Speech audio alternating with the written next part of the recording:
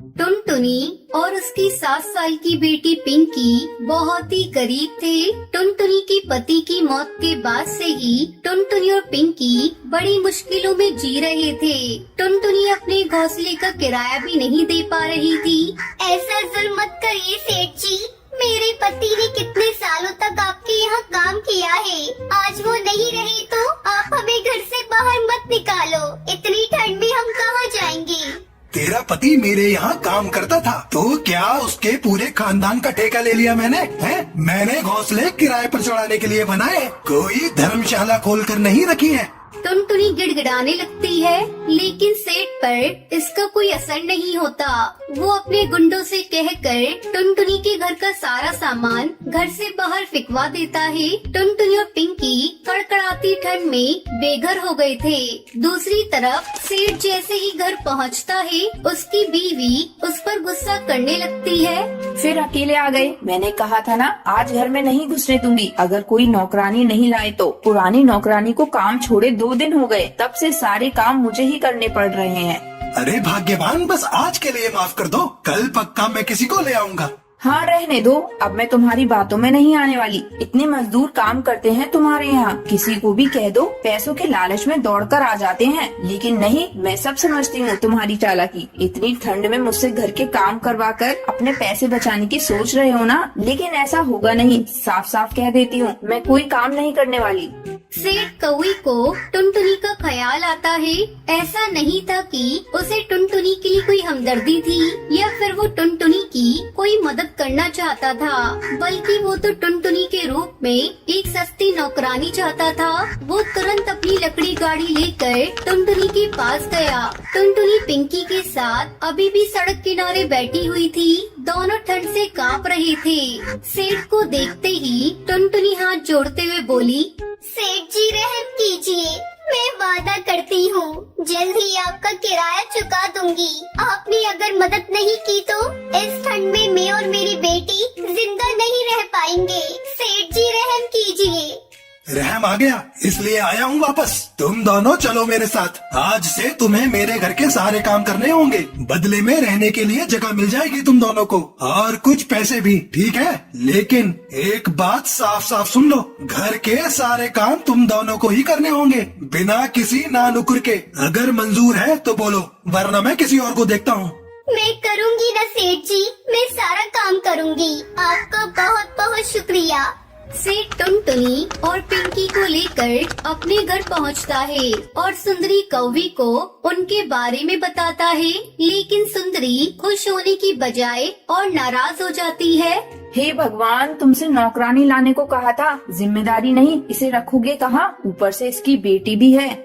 अरे तुम बिल्कुल भी चिंता मत करो, तुम तो जी भर के काम कराओ इन दोनों से। तुम्हें नहीं पता आजकल नौकरानियों के दिमाग कितने खराब हैं। और रही बात रहने की, तो वो अपने घोंसले के नीचे जो खोल है वहीं रह लेंगी दोनों।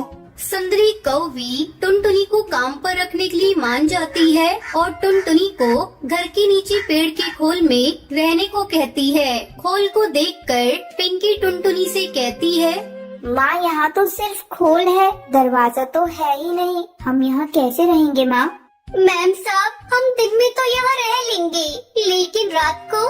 एक तो मेरे पति ने तुम दोनों को यहाँ लाकर वैसे ही तुम पर एहसान किया है, अब और क्या चाहिए? अपना कमरा दे दूं तुम्हें? रहना है तो यहीं पर रहो, वरना जा सकती हो दोनों। नहीं मैम साहब, हम रह लेंगे यहीं पर। बस अगर जमीन पर कुछ बिछाने के लिए और रात को ओढ़ने के लिए कुछ मिल जाता तो बड़ी मेहरबानी होगी। क्या मुसीबत है, रुको यहीं पर। सुंदरी कौवी कुछ ही देर में फटी पुरानी चादर लेकर वापस आ जाती है और उस चादर को वो टुनटुनी को देते हुए कहती है, ये लो, इसी से काम चलाओ। चाहो तो बिछाओ, चाहो तो ओढ़ लो। अब मुझे डिस्टर्ब मत करना, मैं सोने जा रही हूँ। सुबह मेरे उठने से पहले चाय और नाश्ता तैयार हो जाना चाहिए, समझी? सुंदरी अपने घोंसले में जाकर आराम से सो जाती है। टुनटुनी उस चादर से पिंकी को अच्छी तरह लपेट देती है और खुद ऐसे ही जमीन पर लेट जाती है। दिसंबर की उस ठंडी रात में टुनटुनी और पिंकी का बुरा हाल था। खोल में हर तरफ से ठंडी हवा आ रही थी। फिर अगले दिन, अरे महारानी, अब तक सो रही है? तुझे रात को ही कहा था ना, मेरे उठने से पहले चाय नाश्ता तैयार हो जाना चाहिए। वो माफ कर दीजिए मैम साहब, रात भर ठंड के मारे नींद नहीं आई। सुबह जैसे ही धूप आई तो आँख लग गई। मैं बस अभी करती हूँ सब कुछ। टुनटुनी उठकर तुरंत घर के कामों में लग जाती है। सुंदरी कौवी जितनी जुबान से कड़वी थी उतनी ही दिल से भी कठोर थी। वो अपनी बेटी को पिंकी से बात तक नहीं करने देती थी। साथ ही टुनटुनी और पिंकी को घर का बचा कुचा खाने को ही देती थी। उसे अपनी अमीरी पर बहुत घमंड था। टुनटुनी अभी तक ये बर्तन नहीं धोए, तू क्या कर रही है सुबह से? मैम साहब अभी झाड़ू पोछा करके निपटी हूँ। वैसे सुबह तो बर्तन धोए थे मैंने।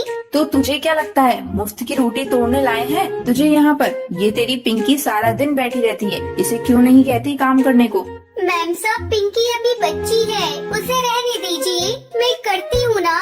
हाँ, और हम बैठे रहे तेरे इंतजार में कि कब बर्तन धुलेंगे और कब हम खाएंगे। साफ साफ सुन ले टुनटुनी, ये नवाबी मेरे सामने तो चलेगी नहीं। जब तू घर के दूसरे काम करती है तब तक इस पिंकी को बर्तन धोने में लगाया कर। ऐसे ही पूरा 1 महीना गुजर गया। टुनटुनी ने सेठ से जब अपने काम के पैसे मांगे तो सेठ गुस्से से बोला, तुझे रहने की जगह दी है, खाने को भी देते हैं, अब पैसे क्यों चाहिए तुझे? कैसी बात कर रहे हो सेठ जी? पूरा महीना मैंने और मेरी बेटी ने कैसे काटा है हम ही जानते हैं। पिंकी को ठंड की वजह से बुखार है, मुझे उसे डॉक्टर के पास लेकर जाना है और आपने मुझे पैसे देने की बात तो पहले ही कही थी ना, अब आप कैसे मुकर सकते हो? हाँ हाँ ठीक है। सेठ अपनी जेब से 200 रुपए निकाल कर टुनटुनी को देता है। टुनटुनी इन पैसों को देखकर कहती है, सेठ जी ये क्या, इसमें क्या होगा सेठ जी? वो मुझे नहीं पता, मैं बस इतना ही दे सकता हूँ। वैसे भी मैंने तुझ पर एहसान किया है। क्या एहसान किया है आपने मुझ पर? मैं और मेरी बेटी रात भर ठंड में ठिठुरते रहते हैं। आप और आपका परिवार क्या जाने ठंड क्या होती है। भगवान सब देख रहा है सेठ जी, इतने कठोर भी मत बनो। तेरी हिम्मत कैसे हुई मुझसे इस तरह बात करने की? निकल अभी मेरे घर से। हाँ हाँ जा रही हूँ, वैसे भी यहाँ रहना कौन चाहता है। पर सेठ जी फिर कभी किसी पर ऐसा एहसान मत करना जैसा मुझ पर किया आपने। टुनटुनी गुस्से में पिंकी को लेकर वहाँ से चली जाती है। कुछ दिन बाद सेठ अपने पूरे परिवार के साथ घूमने निकलता है। वापस आते आते अंधेरा होने लगता है। उनकी लकड़ी गाड़ी अचानक खराब हो जाती है। अरे क्या हो गया, गाड़ी क्यों रोक दी? रात होने वाली है और ये जगह भी कितनी सुनसान है। अरे भाग्यवान, रुकी नहीं, खराब हो गई है। सेठ गाड़ी से बाहर निकलकर गाड़ी ठीक करने लगता है, पर गाड़ी ठीक नहीं होती। सेठ का घर वहाँ से काफी दूर था। वो धीरे धीरे अपने घर की तरफ पैदल बढ़ने लगते हैं, लेकिन ठंडी हवा उन्हें आगे बढ़ने से रोक रही थी। कितनी ठंड है, मेरे तो पैर ही जम गए। सुनो जी कुछ तो करो, बेटी का ठंड से बुरा हाल हो रहा है। हाँ, इससे पहले कभी ठंड का पता ही नहीं चला। घर में हीटर था तो पता नहीं था कि ठंड क्या होती है, पर मैं करूँ भी तो क्या करूँ। सेठ और सुंदरी हार मानकर एक जगह बैठ गए और भगवान को याद करने लगे। इतने में उन्हें कुछ दूर से एक रोशनी आती हुई दिखाई दी। वो टुनटुनी थी जो हाथ में लालटेन लिए उनकी तरफ बढ़ रही थी। टुनटुनी को देखते ही सुंदरी चौंकते हुए बोली, अरे टुनटुनी तुम यहाँ? मैं यही पास वाली फैक्ट्री में मजदूरी करती हूँ। यहाँ पास ही में मेरी झोपड़ी है, आप सब जल्दी मेरे साथ चलिए, यहाँ बहुत ठंड है। टुनटुनी उन सभी को अपनी झोपड़ी में लेकर जाती है और ओढ़ने के लिए एक मोटा कंबल देती है। सेठ और सुंदरी बहुत शर्मिंदा थे। सुंदरी कौवी हाथ जोड़कर टुनटुनी से कहती है, टुनटुनी मुझे माफ कर दो, मैंने तुम्हारे साथ गलत किया। ठंड की मार क्या होती है इसका आज मुझे पता चला। टुनटुनी उन दोनों को माफ कर देती है। बहुत समय पहले हिमालय के जंगल में टुनटुनी चिड़िया अपनी 2 बेटियों के साथ रहती थी। टुनटुनी का पति कालू कौआ नशेड़ी था। वो दिन रात टुनटुनी से झगड़ा किया करता था। घर चलाने के लिए टुनटुनी चिड़िया अपने आस पड़ोस के पक्षियों के घर काम करती थी। एक दिन टुनटुनी चिड़िया जब शाम को काम करके घर वापस लौटती है तो देखती है कालू कौआ घर के दरवाजे के बाहर बैठा हुआ है। टुनटुनी मुझे कुछ पैसे दे दे। तुम कैसे पति हो, तुम्हें कमाकर मुझे देना चाहिए, उल्टा मुझसे पैसे मांग रही हो। मेरे पास तुम्हें देने के लिए एक भी पैसा नहीं है। कम बखत तू मुझसे जबान लड़ाती है। चल जल्दी से मुझे पैसे दे दे, नहीं तो मैं तेरा वो हाल करूँगा कि तू जिंदगी भर नहीं भूलेगी। कालू कौआ टुनटुनी को पीटने लगता है और उससे पैसे छीन कर चला जाता है। ये सब देखकर उसकी दोनों बेटियां जोर जोर से रोने लगती हैं।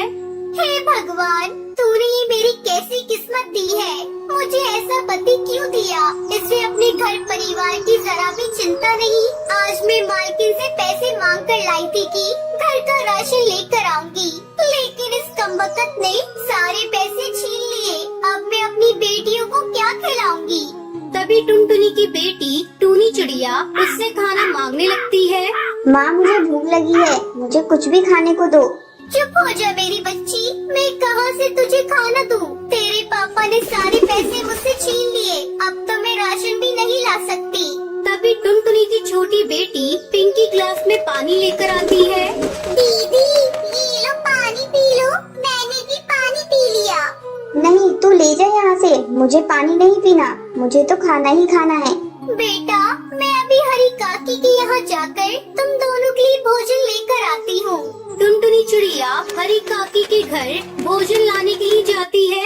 हरी काकी, मेरी दोनों बेटियाँ भूखी हैं और भूख से रो रही हैं। अगर तुम्हारे पास थोड़ा भोजन बचा है तो मुझे दे दो, मैं अपनी बेटियों को खिला दूंगी।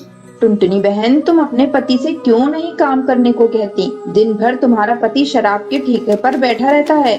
मैं उससे कहकर थक गई, लेकिन वो मेरी बात सुनता ही नहीं। आज जब मैं अपनी मालकिन से पैसे मांग कर लाई तो सारे पैसे छीनकर शराब पीने चला गया। उसने आज मुझे बहुत मारा भी। ऐसा कब तक चलेगा टुनटुनी बहन? मैं तो कहती हूँ ऐसे पति को तुम छोड़ क्यों नहीं देती? भगवान ने तुम्हें दो हाथ दिए हैं, तुम अपना काम करती हो और तुम्हारा पति तुम पर अत्याचार करता है। तुम अपनी बेटियों को क्या भविष्य दे पाओगी? मेरी तुमको एक सलाह है, अगर तुम अपना एक अलग घर बनाकर अपनी बेटियों के साथ खुशी खुशी अपनी जिंदगी बिताओ और उन्हें भी अच्छा भविष्य दो। हरी काकी टुनटुनी चिड़िया को भोजन देती है।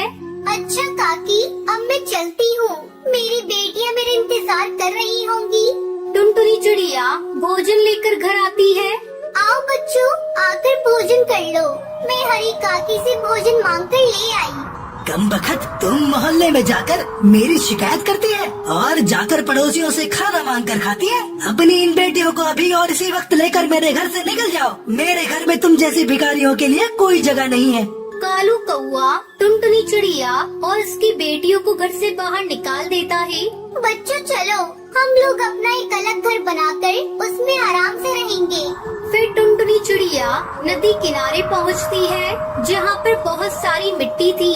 टुनटुनी चिड़िया अपनी बेटियों के साथ मिलकर मिट्टी को इकट्ठा करती है और उससे एक प्यारा सा घर बनाने लगती है और उस घर के ऊपर लकड़ी की चादर लगा देती है, जिससे बारिश से भी उसका घर बना रहे। तभी थोड़ी देर बाद जोरों से बारिश शुरू हो जाती है। आओ बच्चों, मिट्टी का घर तैयार है। अब से इसी मिट्टी के घर में रहकर हम लोग खुशी खुशी अपनी जिंदगी बिताएंगे और ये घर हमें बारिश से भी बचा लेगा। फिर टुनटुनी चिड़िया अपनी बेटियों के साथ मिट्टी के घर में खुशी खुशी रहने लगती है।